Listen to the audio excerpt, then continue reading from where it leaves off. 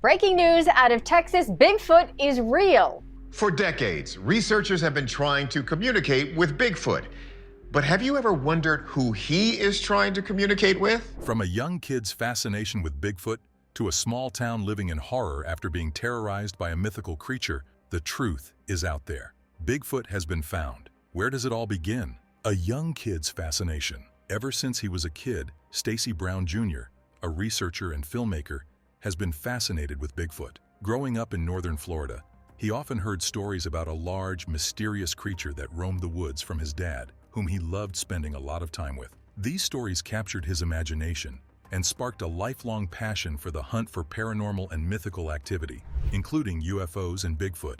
From a young age, he dreamed of one day proving that Bigfoot was real and, for the most part, having solid evidence to make others believe him. Years later, as an adult, Stacy's fascination had not yet died. With his dad, he spent a lot of time in their cabin deep in the woods, as if listening closely for strange sounds and hoping to catch a glimpse of the elusive creature. His interest turned into something more serious when he and his father had an experience that changed everything. One night in May 2011, Stacy and his father were hanging out at their cabin. It was just a regular night, nothing unusual, until they heard a knock from outside. At first, they were a little surprised to hear it, since they didn't expect to see or be visited by anyone at that time of the night, not to mention being deep in the woods. Around 11, 12 o'clock, we started hearing knocks. My dad was super skeptical, so he was like, yeah, it's just the wind blowing branches and stuff like that. And then it happened again, and they were closer.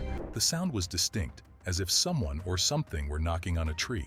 Being both confused and terrified at the same time, Stacy's dad tried to brush it off by saying that it was the wind blowing branches in the night, after noticing the tension growing inside them. But the knocking continued, steady and deliberate. Stacy's heart raced. Noticing this, his father asked him if he was armed. This really surprised him since he had not heard his father ask for a weapon, nor had he seen him using one for a long time despite him being a retired ranger. For his dad to ask for a weapon, Stacy knew that this had gotten serious fast and that his father was terrified, something he had never seen in his entire life. But what could be causing the knocks? Curiosity got the better of them.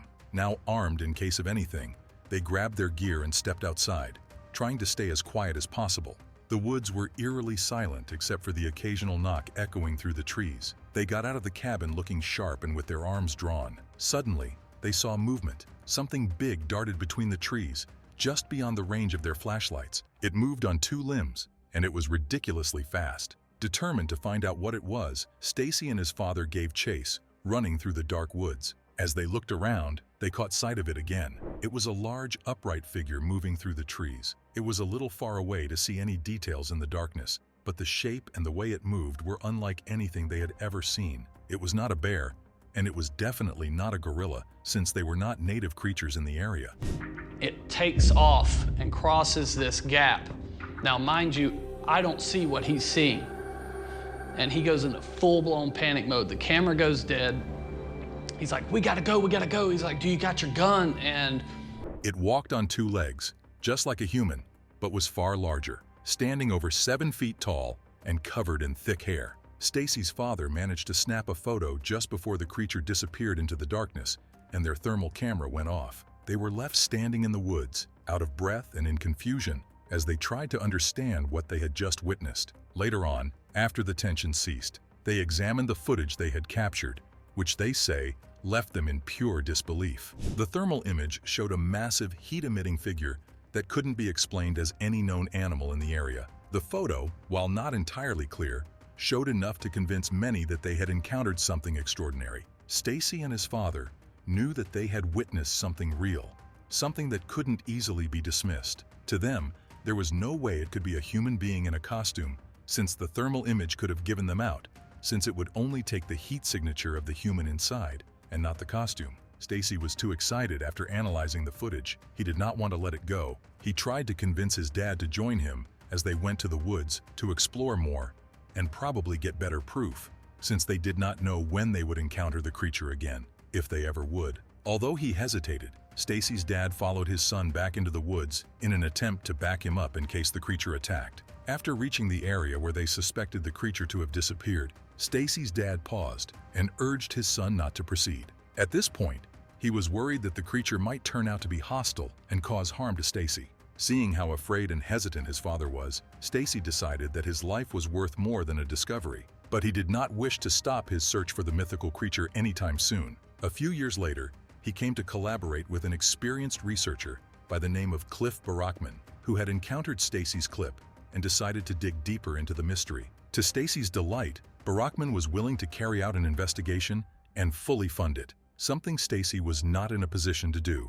According to Stacy, he was not in a position to carry on with the research, so he decided to let Barackman do it instead. This is because Stacy and his father went after the creature because they thought it was fun, and it would make them look cool once they revealed the evidence to people. Although not many people believe what Stacy and his dad saw that day, it was so real to them, and they knew what they saw and recorded, and nobody could tell them otherwise. Tony Harris's work. While Stacy Brown Jr.'s encounter brought him closer to Bigfoot than most people could ever dream of, he wasn't alone in the search. Tony Harris, another Bigfoot investigator, was also hot on the trail, gathering his own evidence. Tony has spent years studying reports, collecting data, and following up on leads in areas with high numbers of Bigfoot sightings. He was determined to find the proof everyone was looking for, and his work brought him into contact with some fascinating pieces of evidence. One of the key pieces Tony helped uncover was audio recordings of strange sounds in the forest. These sounds included loud vocalizations and wood-knocking noises, similar to what Stacy and his father had heard that night in Florida. The vocalizations were deep and guttural, unlike any known animal in the areas where they were recorded. Experts who listened to the recordings were puzzled. They couldn't match the sounds to any species of bear, wolf, or other large animals native to the region. These audio recordings added more questions, supporting the idea that something unusual was lurking in the woods. But Tony didn't stop at sounds. He also focused on collecting hair samples that couldn't be immediately identified or related to any known animal in the region. In one instance, Tony recovered a tuft of hair that was found near the site of a recent Bigfoot sighting. The hair was sent for DNA testing, and while many samples came back as known animals, some were not conclusive. This led to more questions for Tony and his crew. Was the hair from an unknown species?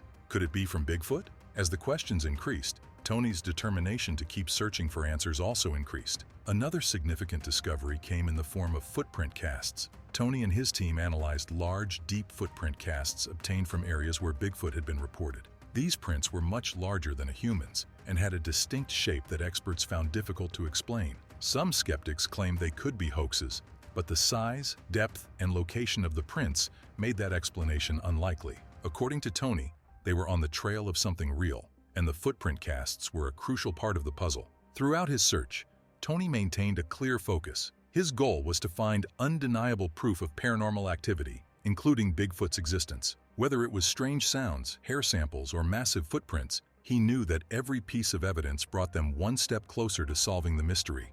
Like Stacy Brown Jr., Tony believed that the proof was out there, and it was just a matter of time before they found it. While most people go hunting for Bigfoot to look cool, they have no idea of how dangerous and violent the creature can be.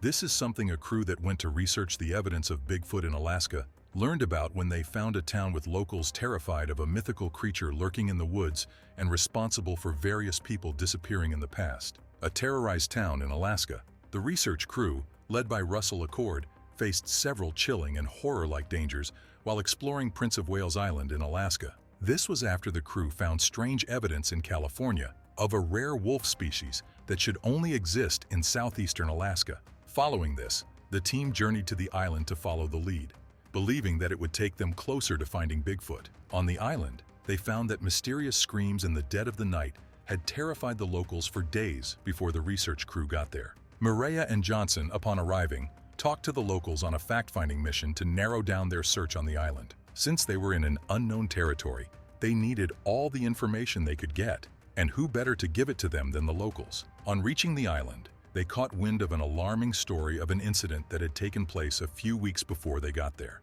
The incident was so significant that there had been town meetings about it, and the locals were pretty scared by the incident. Mireya and Johnson spoke to about 20 people who were involved in the incident, but unfortunately for them, most of the victims did not want to talk to outsiders, let alone go in front of the camera. Lucky for them, they managed to get into contact with one man who agreed to give a detailed explanation of what they had encountered on the condition that his face would not be exposed. They met with the man, and what he told the researchers left them puzzled. They met 30 miles from the nearest town on the island, an area where there were no roads, meaning that people in the town could not come out there as fast in case of any call for help. The man gave them an account of what had happened that had left the locals so terrified. He told them, "I'm a logger, and 2 weeks ago we were working out here. There were at least 20 guys, and we just started noticing things were moved. We'd find things just gone, and we'd go looking for them and find them down on the edge of the woods." When asked if a bear, something not so surprising to find on the island, could have taken it,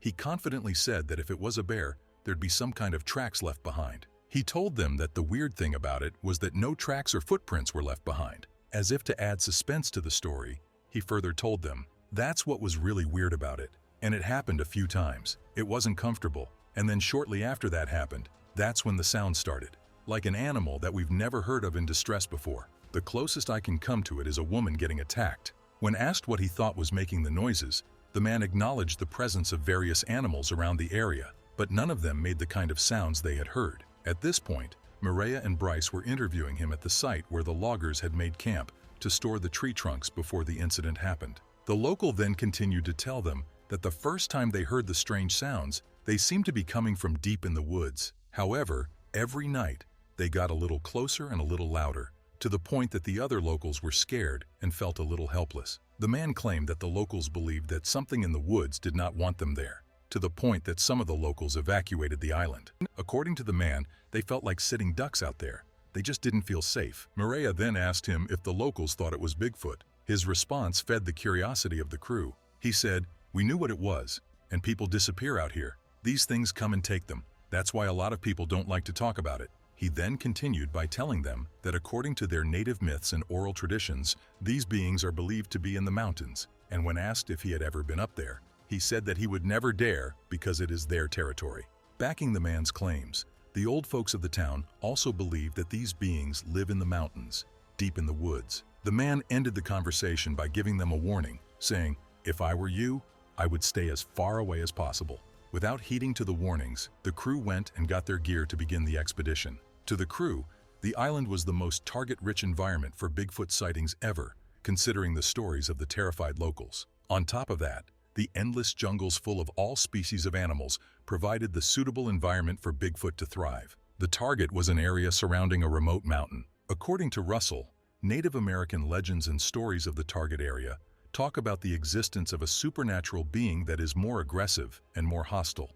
The people feared it as it had a dark spiritual history and was known for taking people, and they were never seen again. Knowing this, the team had to be on high alert since there were other predators, including bears and wolves. That added an extra layer of danger to their expedition, but they did not care. The hunt for truth was their only guide and motivation. Strange screams of a wailing woman. Leveraging the power of modern technology, the team was equipped with drones capable of detecting scents. They captured scents associated with Bigfoot, rotting flesh, wet dogs, and other scents that were relevant to their research. Using the data from the equipment, they got 2 targets of potential Bigfoot sightings, and the team split to cover more ground. Maria took the target with a lower altitude, and Russell took the target higher up the mountain. While they took shelter at night due to a storm, Russell and his crew heard rustling sounds closing in on them.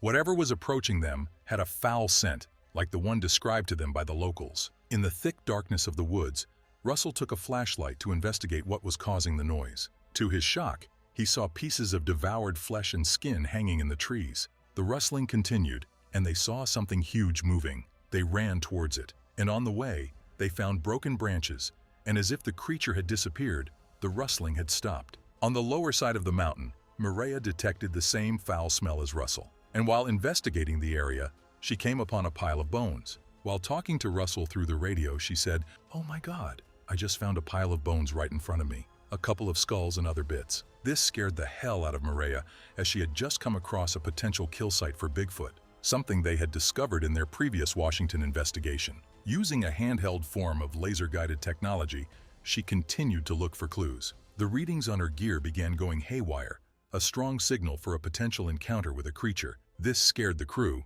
so they decided to send a backup to her. Before they did, the foul smell came closer, but then slowly disappeared, and the readings on the scanner went back to normal. To them, this was a clear sign that they were in the presence of a creature they could not see. They felt taunted. They felt like prey being watched by a predator. It was as if something was playing with their food. By this time, one of the crew had already caught up with Mireya. As they stood in the darkness of the woods, they heard strange screams, not so far from where they were. "What was that? What the fuck?" Johnson exclaimed. These sounds were unlike any known animal and created a sense of immediate danger and fear in them. The creepy screams sounded like an animal in distress, coming from all directions. One consistent sound came from somewhere close to what they had mapped to be a source of water. The scream continued, and they suddenly heard rustling above them from the treetops, after which it stopped. At this point, they were sure that it was not a wolf or a bear. They also confirmed that the voices they were hearing sounded like a person in distress. "That sounded like a person yelling or something," Johnson exclaimed. The second scream they heard had a more human tone than the first one. This is precisely what the local man had warned them about. Recalling this, Russell told his crew to stay alert and watch out for anything lurking in the forest. This was the old site that the man and his team had abandoned. As they moved through the darkness with only flashlights being the source of light in the thick woods, the screams continued, and they still smelled the strange odor suspected to belong to Bigfoot. Judging by the fact that the loggers had abandoned their construction site in fear of the creatures, Russell and his team seemed to be poking the creatures directly by going into their home. It's like they were right in their backyard in the middle of the night. Under Mireya's suggestion, together with her crew, they walked down to the lake where the consistent scream came from. 2.5 miles east of Mireya's location, Russell was returning to the location where what appeared to be animal skin was hanging from a tree. Reaching there, they were shocked to see that the piece of flesh was missing from the branches, and it was not on the ground. Whatever they had seen hanging was already gone. Using the images of the skin the cameraman had captured, they estimated the distance from the ground to where the piece of flesh had been to be 20 feet. There is no way a bear could have done this without breaking the pieces of branches as it climbed. It had to be something with the capability to maneuver on top of trees. Critically analyzing the situation, Russell admitted that they had been outmaneuvered by whatever took the piece of flesh, since it had to come back after they had chased after it. Yet the creatures were stealthy like shadows and avoided direct light from the crew's flashlights. This made Russell conclude that the animal had intentionally led them away from what it had left behind so as to come back and collect it. In shock, Russell said, "Something is thinking 10 steps ahead of us. I think there's more here than what I'm seeing tonight." On top of this, one of Russell's crew admitted to feeling like they were being watched by something. Feeling unsafe in the area, they had Zach, a gunman, accompany them the following day. Being experts, they knew that the previous night's rain meant soft ground, hence the probability of finding footprints. They decided to investigate the massive space, looking for physical evidence. But things were not about to get easy for them. The problem was that they spotted a lot of bear tracks all over the place, with nothing closely resembling potential prints of Bigfoot. Zach explained to them that the many bear tracks were caused by bears who enjoy eating new growth as soon as the rains begin. This meant that there had been bears moving all over the place in search of food, but Zach assured them that they were safe during the day since he would protect them. Despite not finding hardcore evidence that morning, the crew was sure of what they had encountered the previous night, and they had heard the very specific screams that the local man had warned them about, claiming that they were from Bigfoot. On top of that, the creatures that taunted them in the shadows